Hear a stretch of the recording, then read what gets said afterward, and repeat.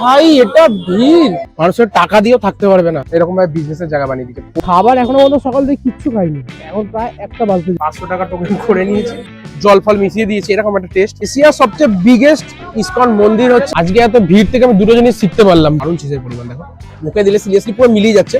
এটা মাখন পনির মোমো, নর্মাল মোমো উঠছে এখন। নিয়ে নিয়েছি রানাপ্রভু দোকানে ভেজ বিরিয়ানি, যে টেম্পটিং বেস্ট চাপটা। হ্যালো গাইস, তোমাদের সবাইকে গুড মর্নিং। আজকে একটা নতুন ভিডিওতে তোমাদের সবাইকে ওয়েলকাম।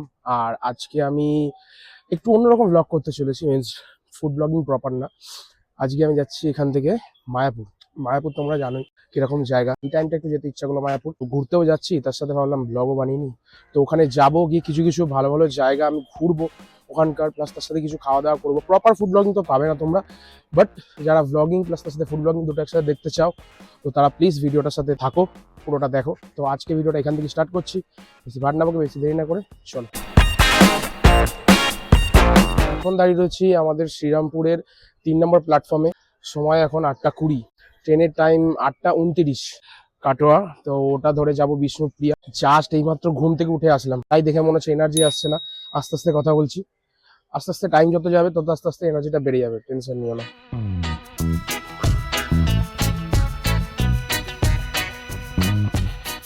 ভাই তোমাদেরকে আমি ভেবেছিলাম যে ট্রেনের ভিতরে জার্নি দেখাবো, কিছু খাবার দাবার ট্রেনের মধ্যে, তো ওখানে কিছু ভিউজ দেবো, বাট এত পরিমাণে ভিড়টা ভিতরে, আমি জাস্ট ওখানে দাঁড়াতে পারছিলাম না। ভিডিও তোলা তো দূরের কথা, মানে তখন তোমরা যখন ট্রেনটা ঢুকছিল আমাদের স্টেশনে, তখনই দেখলে যে ট্রেনটা কতটা ভিড়। ঠিক আছে, এই মাত্র এখন বাজে 11টা 17, নেমেছি বিষ্ণুপ্রিয়া হল্ট। এবার এখান থেকে টোটো ধরবো, টোটো ধরে ডাইরেক্ট যাব মায়াপুর, ওখানে গিয়েই হবে। সরি গাইজ, আমি ট্রেনের কোনো সিন দিতে পারলাম না, বিভৎস ভিড় ছিল। আজকে 25 তারিখ, যারা যারা যাচ্ছ তারা আমায় কমেন্টে জানিয়ে তো আজকে অন্যান্য ট্রেনগুলোর কি অবস্থা।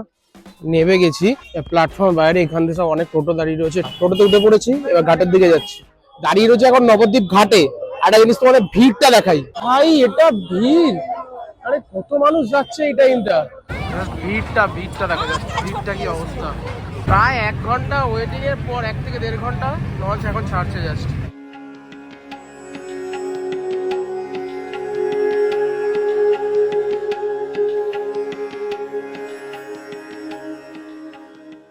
ওখানে গিয়ে তো তোমাদেরকে বললাম যে আমি নেবে দেখাচ্ছি, বাট ওখানে এত ভিড় ছিল দেখাতে পারলাম না। মায়াপুরের ভেতরে ঢুকলাম, এখানেও ভিড়। এবার যাই ভেতরে, দেখি কোনো রুম ফাঁকা আছে কিনা। ভাই ভেতরে এই মুহূর্তে মানুষের টাকা দিয়েও থাকতে পারবে না, এতটা পরিমাণে ভিড়। সমস্ত ভবনে সমস্ত রুম বুকড। যাই দেখি বাইরের দিকে পাই কিনা। বেশ ভালোই রোদ উঠেছে, ঠিক আছে, তো যন্ত্রণা করছে প্রচন্ড। খাবার এখনো পর্যন্ত সকাল থেকে কিচ্ছু খাইনি, এখন প্রায় 1টা বাজতে যায়। রুমের জন্য এখন তল্লাশি চলছে, কোথাদের রুম পাওয়া যায়। 2000 years later. At last hotel পেয়েছে, এই হোটেল সোনার তরী। 5,000 টাকা বলছে একটা রুম। এখানে প্রতিটা জায়গাতেই 5,000 8,000, এত ভালো জায়গাটাকে মানে এরকম ভাবে বিজনেসের জায়গা বানিয়ে দিচ্ছে। প্রতিটা হোটেল, প্রতিটা, একটাও বাদ নেই। ভেতরে পর্যন্ত আজকে প্রচুর এক্সট্রা দামে বিক্রি করছে, মানে হঠাৎ ভিড় বেড়ে গেছে তো এই জন্য এরকম হচ্ছে ব্যাপারটা। তো এখন প্রায় বাজে দুপুর 3টে, এতক্ষণ বাদে ফ্রেশ হলাম, এবার বেরিয়েছি কোথাও খাবো বলে। এবার দেখি এখানে কোথায় খাবার পাওয়া যায়। আজকে তো ভোগ আই থিঙ্ক এই টাইমে আর হবে না, টাইম আই থিঙ্ক ক্রস হয়ে গেছে। দেখি অন্য কোথাও খাবার ছিল, সেখানে তোমাদের সাথে দেখা হচ্ছে। তো আজকের ব্লগটা তো একটু অন্যরকম হচ্ছে, সেটা তোমাদেরকে প্রথমেই জানিয়েছিলাম। ভিডিওর মধ্যে একটু এনার্জি লেভেলটা তোমার একটু কম পাবে, তার কারণ হচ্ছে মানে প্রচন্ড পরিমাণে টায়ার্ড।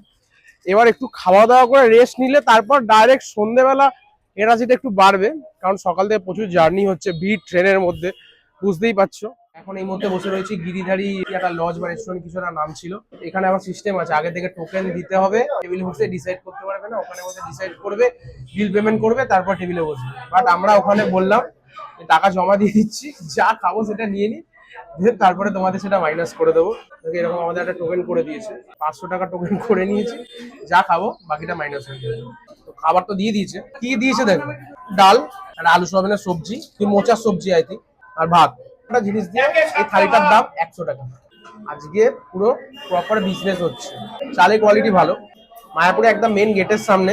আমি জিজ্ঞাসা করলাম যে কোনো ভেজ খাবার পাওয়া যায়, বলছে না ভেজ খাবার পাওয়া যায় না, যেখানে সবকিছু নন ভেজ।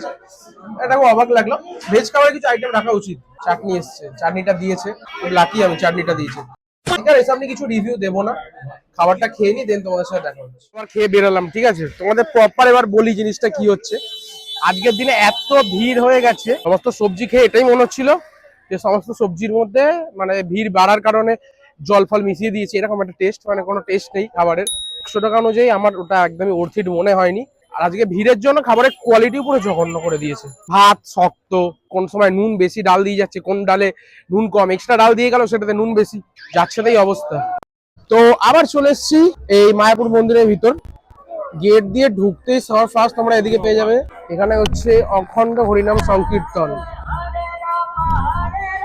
এখানে সমস্ত জায়গার ডিরেকশন গুলো দেওয়া রয়েছে, কোন দিকে কি রয়েছে, কোন দিকে কোন মন্দির রয়েছে।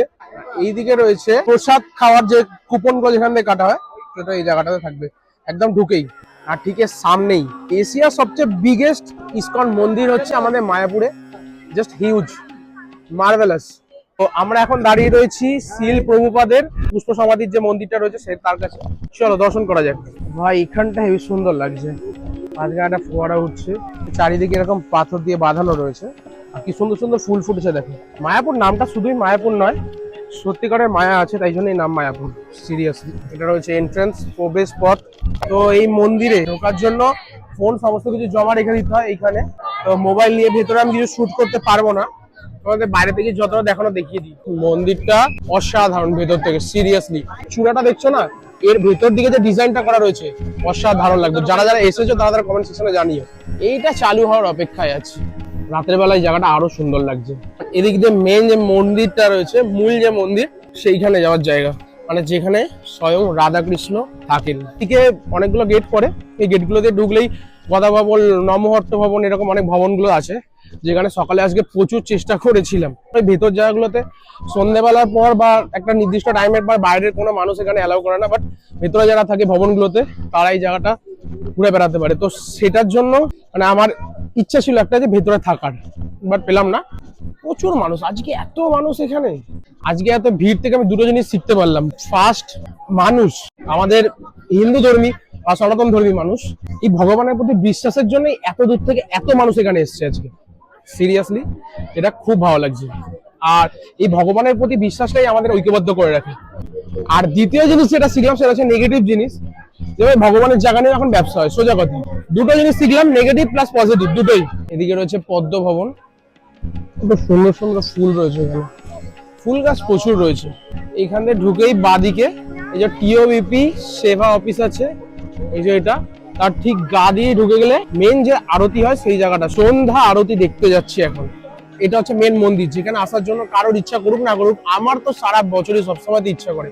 সিরিয়াসলি জায়গাটা আসলে না গায়ে কাটা দেওয়া বিষয় হয়ে যায় যখন এই পর্দাটা সরায়। সিরিয়াসলি ইনফরমেশন তোমাদের দিয়ে দিই, ডেইলি টেম্পল প্রোগ্রাম টাইমগুলো দেখে নাও তোমরা ভিডিও পজ করে।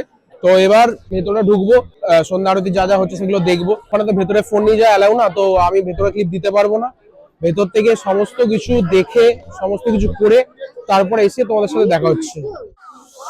উফ ভাই, আলাদাই এক্সপিরিয়েন্স। ভেতরে ঢুকলাম, আধ্যাত্মিক ফিলিং। সিরিয়াসলি মানে যখন এই পর্দাটা সরায়, আলাদাই দৃশ্য। ঠাকুরকে দেখলে কাঁদবো কি হাসবো মানে বুঝতে পারিনি, এরকম একটা ফিলিংস হয়। সিরিয়াসলি মনের কথা বলছি। এই জায়গাটিকে মায়াপুর বলে কেন জানো? এই জায়গাতে আসলে তোমরা যে মায়াটা ফিল করতে পারবে, এটা আমি ফিল করছি। কিছু কিছু জিনিস তোমাদেরকে দেখাই, তোমরা তাহলে নিজেরাই বুঝে যাবে।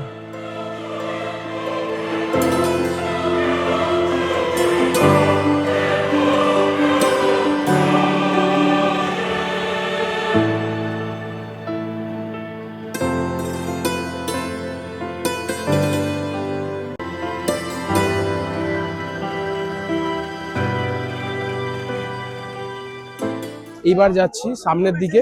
এইটা কি রয়েছে ভাই, কি নাম? গোবিন্দাস দা হায়ার টেস্ট। আচ্ছা, এটা আই থিঙ্ক কোনো রেস্টুরেন্ট। চলো দেখি এখানে কি কি পাওয়া যায়, এখান থেকে কিছু খাবার ট্রাই করি। ভেতরে ঢুকলাম, এখানে দেখো কাউন্টারে কেক রয়েছে, মিষ্টি মিষ্টি অনেক কিছু রয়েছে, পিজা রয়েছে। এখন ঢুকতে চলেছি গোবিন্দাস দা হায়ার টেস্ট। গোবিন্দাসে এটা রেস্টুরেন্ট, এটা ভিতরে অ্যাম্বিয়েন্সটা তোমাদের আমি দেখাই, দারুণ অ্যাম্বিয়েন্স। তো এখানে প্রচন্ড ভিড়, চারিপাশে টেবিল শেয়ার করে খেতে হচ্ছে, মানে পার্সোনাল টেবিল কারোর জন্য না। আগের বার এসেছিলাম, অতটা ফুল এক্সপ্লোর করা হয়নি জায়গাটা, তাই জন্য হয়তো বাদ পড়ে গেছে। তো দেখি কিছু খাবার ট্রাই করি। এখানে ভেতরে প্রায় 15-20 মিনিট ধরে বসেছিলাম, বসার পর একজন এসে বলছে পিজা এখানে পাওয়া যায় না, আপনাদের পিজা খেতে গেলে উপরে যেতে হবে। আমি ভাবলাম বাইরে কাউন্টার আছে, বাইরে থেকে বসে খেয়ে নি। ওনারা নাকি এখানে চাইনিজ ইন্ডিয়ান সেল করেন, তো চাইনিজ ইন্ডিয়ান যারা অর্ডার করবে তার সাথে যদি পিজা অর্ডার করে তাহলে পাবে, শুধু পিজা অর্ডার করলে পাবে না। পিজা দেখো, একটা স্লাইস, এই সাইজটার দাম হচ্ছে 90 রুপিস। আর এটা হচ্ছে কালাকাদ, এটার দাম রয়েছে 20 রুপিস। দেখি চিজ ফুল হয় কিনা। দারুণ খেতে, যেটা আমার প্রপার পছন্দ হয় না, এটা থিন ক্রাস্ট, একেবারেই পাতলা, দারুণ চিজের পরিমাণ দেখো, যথেষ্ট ভরে ভরে চিজ দেওয়া রয়েছে, ক্যাপসিকাম, এটা I think olive, bell pepper রয়েছে, বেশ ভালো। টমেটো সস দিয়ে বেসটা দেওয়া হচ্ছে, তার উপর চিজ দিয়ে দারুণ। আর চিজটা ভালোভাবে মানে পুরো প্রপার ক্রিস্পি টাইপস হয়েছে, ওপরটা যেটা চাট থাকে না ওইটা হয়েছে এই সুন্দর। এটা হচ্ছে কালাকাদ, কালাকাদ একটু খেয়ে দেখি। মুখে দিলে সিরিয়াসলি পুরো মিলিয়ে যাচ্ছে, চিনি একদমই নেই, বলতে পারো সুগার ফ্রি, দারুণ খেতে, এটা পারফেক্ট। খাবারটা এনজয় করি তারপরে দেখা হবে। খাবারটা খেয়ে বেরোলাম ভাই, সিরিয়াসলি এই পিজাটার জন্য এক স্লাইস 90 টাকা কেন, আমি যে 150 টাকা হতো তাতেও দিতে রাজি আছি। সিরিয়াসলি খাবারের টেস্ট অসাধারণ। এবার বাইরে যাই, বাইরে একটা দোকানে গিয়ে, একটা ফেমাস দোকান তোমরা জানো, সেটা চেনো, তো ওখানে গিয়ে খাবারগুলো খাবো। তো চলো ওখানে যাওয়া যাক। এটা কি আছে দাদা? এটা মাখন পনির মোমো, নর্মাল মোমো উঠছে এখন।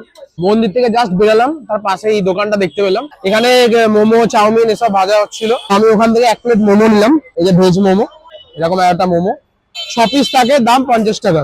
ভেতরে বাঁধাকপি, গাজর, স্টাফিংস আছে, চাটনি দিয়ে দিচ্ছে উপর থেকে, একটা ঝাল চাটনি। প্রোটিনটা প্রচন্ড মোটা, এটা ঠিকঠাক, পেট ভরার জন্য ঠিকঠাক। এরপর একটা স্পেশাল জায়গা খাওয়া ওয়েট করছে তোমাদের জন্য। তোমাদের বলছিলাম না একটা স্পেশাল জায়গায় যাবো, সেখানে চলে এসেছি, সেটা হচ্ছে রানা প্রভুর ভেজ বিরিয়ানির দোকান। এরপর যখন মায়াপুর এসেছিলাম, তোমরা যারা যারা ব্লগটা দেখেছিলে আমার, তারা দেখেছিলে আমরা এই রানা প্রভুর দোকানে থেকে বিরিয়ানি খেয়ে গেছিলাম। এখন এখানকার ইন্টেরিয়রটা পুরোপুরি চেঞ্জ করে দিয়েছে। আগের ভিডিও দেখলে তোমরা বুঝতেই পারবে যে আগে এই জায়গাটা কিরকম ছিল। এই জায়গাটাতে রান্না হতো, প্লাস তার সাথে খাবারের ব্যবস্থা ছিল, বাট এরকম স্ট্রাকচারটা ছিল না। এটা এখন খুব ভালো করে নতুন করে রিনোভেট করেছে। তো নিয়ে নিয়েছি রানা প্রভুর দোকানে ভেজ বিরিয়ানি। দেখিয়ে দেওয়া দিকে এটা হচ্ছে 100 টাকা ফুল প্লেট। এরকম সাইজের একটা আলু থাকে, পনির 2-3 পিস মতো থাকবে, এরকম এরকম সাইজের, আর এরকম সয়াবিন থাকে, আর সাথে নিচে সোয়া চাপ। এই চাপটার প্রাইস হচ্ছে 50 রুপিস, আর এই বিরিয়ানির দাম হচ্ছে 100, মানে 100 রুপিস। হেবি দারুণ লাগছে, টেম্পটিং বেস্ট চাপটা। গ্রেভিটা দেখো জাস্ট তোমরা। বিরিয়ানি একটু খাই, ভেজ বিরিয়ানি যেরকম হয়ে থাকে যথেষ্ট ভালো। এরকম পানিরের পিস রয়েছে, একটু চাপটা দিয়ে খাই, এরকম গ্রেভি, বেশ ভালো। আজকে বেশি কিছু ডিটেলসে রিভিউ দেবো না, ভালো খেতে, খাওয়া শেষ করি, দেখা হচ্ছে।